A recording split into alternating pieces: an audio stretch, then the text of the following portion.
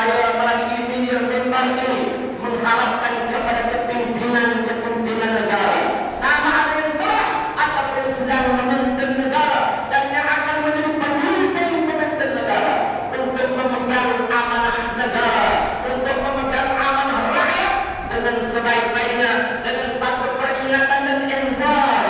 Rasulullah SAW bersabda di dalam sebuah hadis baginda, ayatul munafiqin salas, tanda-tanda, ciri-ciri, sifat-sifat orang-orang yang munafik itu tiga perkara. Yang pertama, idza haddatsa kadzaba, wa idza wa'ada akhlafa, wa idza tumina khana. Yang bermaksud sadaqa Rasulullah sallallahu alaihi wasallam hadisnya bermaksud tanda-tanda, ciri-ciri, sifat-sifat orang-orang munafik itu tiga perkara. Yang pertama, idza haddatsa kadzaba, apabila ia bercakap ia suka menipu. Yang kedua, wa idza wa'ada akhlafa, bila ia berjanji ia suka memungkiri janji. Yang ketiga, wa idza tumina khan, apabila diberikan sesuatu amanah mereka mengkhianati amanah.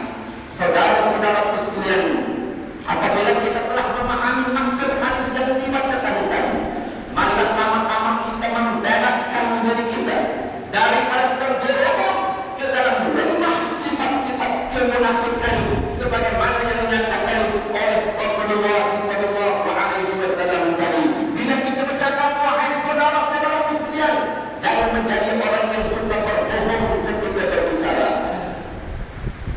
Yang kedua, apabila berjanji jangan kita suka memungkiri janji. Dan apabila diberikan sesuatu amanah, sama ada amanah itu amanah yang kecil, apatah lagi amanah itu amanah yang besar, amanah negara, menjaga khazanah negara, menjaga harta negara, menjaga harta rakyat. Jangan sekali-kali kita mengkhianati amanah, kerana orang-orang yang terdapat pada dirinya tiga sifat-sifat tersebut akan tergolong dalam golongan orang-orang munafiqun. Na'udzubillahi min dzalik.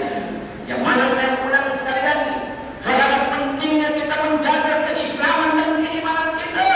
Ayatul munafiqin salas, tanda-tanda, ayat-ayat, ciri-ciri, sifat-sifat, perangai-perangai orang munafik tiga perkara. Idza haddatsa kadzaba, bila bercakap suka berdusta.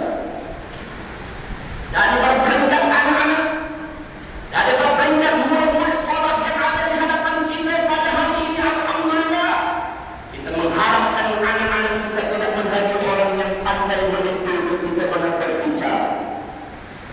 Yang kedua, jangan tipu ibu bapa, jangan tipu buahmu, jangan tipu rakan-rakan, jangan tipu teman-teman. Jadilah orang-orang yang benar ketika berbicara. Wa idza wa'ada akhlafa, apabila ia berjanji suka memungkiri janji.